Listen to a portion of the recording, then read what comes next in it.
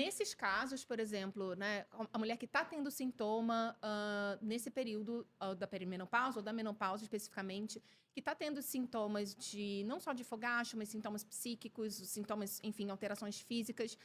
Tem alguma coisa que, alguma intervenção, como é que funcionam os tratamentos hormonais, terapia hormonal, é indicado, não é indicado, para quem é indicado? Como é que vocês avaliam isso na prática? Então, uma coisa que ajuda também a gente fazer o diagnóstico de menopausa é saber quais são os sintomas mais específicos de menopausa. Então, normalmente são os sintomas relacionados à falta de estrogênio. O principal são os sintomas vasomotores e o fogacho é um deles, né? O que que é o fogacho? É aquele calor que aparece do nada.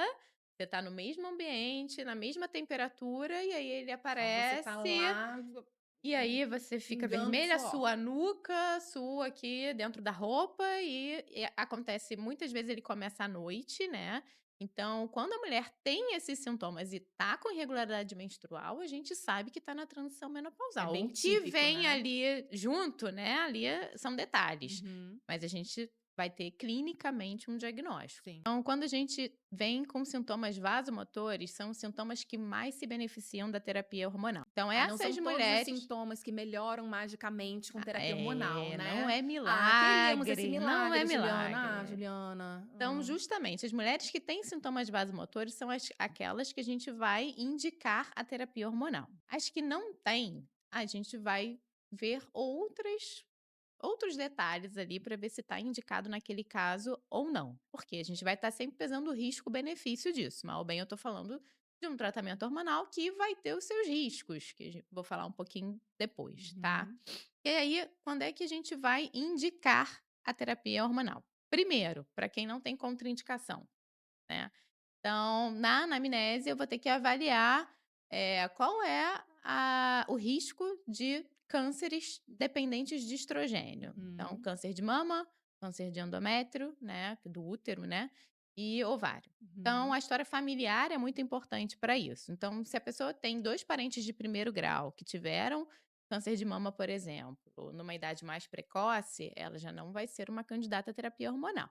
Então, a primeira coisa que eu faço é saber: pode fazer?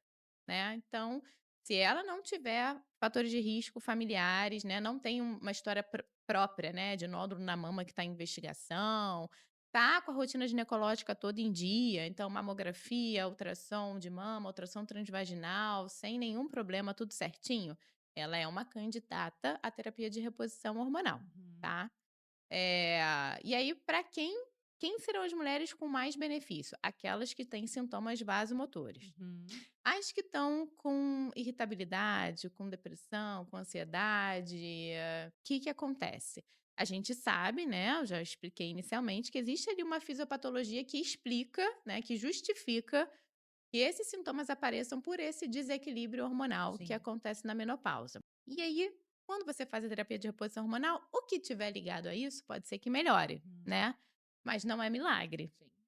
Então, muitas vezes, como a gente já pontuou também, é uma janela que a mulher está mais suscetível a abrir um quadro de depressão, a abrir um quadro de ansiedade, principalmente considerando em que contexto essa mulher está inserida, né? Uhum, Então é uma mulher que está bem profissionalmente, que está bem no casamento, que tem alguma outra questão ali que vai estar, então isso também eh, vai influenciar, né, uhum, se esses sintomas estão aparecendo ou não. Então, o que tiver relacionado à parte hormonal pode ser que melhore sim, mas uhum. muitas vezes não é suficiente. Então, na prática, a gente começa e observa de perto o que que vai acontecer. Bom, então a gente tem esses benefícios, então realmente, né, assim, que são, enfim, comprovados, né? Mas como para tudo, né, na medicina, para todas as intervenções, a gente tem que pesar sempre risco e benefício, né? Então, quais são os riscos da terapia de reposição hormonal?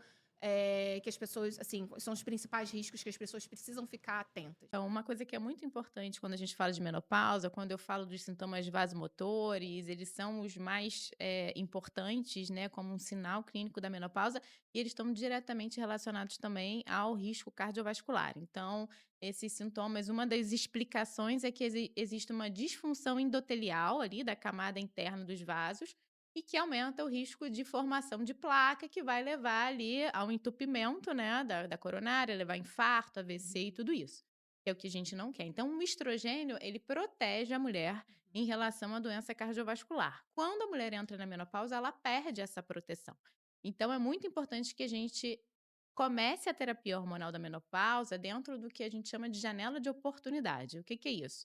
Começar a terapia hormonal antes dos 60 anos ou menos de 10 anos da menopausa, que Então é tem uma janela ali bem específica, tem né, um não tempo, uhum. porque quando a gente começa isso precocemente, você ainda não deu tempo da mulher ficar desprotegida ali daquela falta de estrogênio e que a doença ateromatosa, as placas, elas progridam, né. Uhum. Então, quanto mais cedo a gente começa ali dentro do diagnóstico de menopausa, certinho, correto, a gente começa a terapia de reposição hormonal, a gente está protegendo essa mulher de Uhum. progredir na doença cardiovascular. Se a gente começa isso mais tarde, depois de 10 anos, eu dei tempo dessas placas progredirem. E aí eu vou ter um efeito contrário, o efeito oposto do estrogênio, que é um hormônio pró-trombótico, né? Sim. Faz trombose.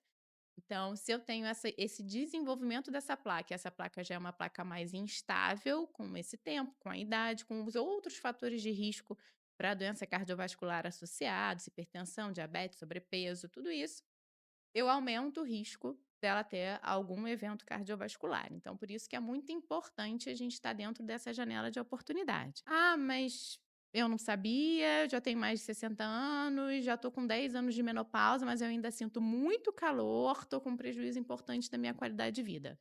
Uma contraindicação absoluta? Não é. Uhum. Mas aí a gente vai ter que fazer uma avaliação mais criteriosa, né? Fazer exames complementares mais específicos para doença, para estratificação de doença coronariana, para eu saber se teve progressão de placa, se já tem placa, se não tem.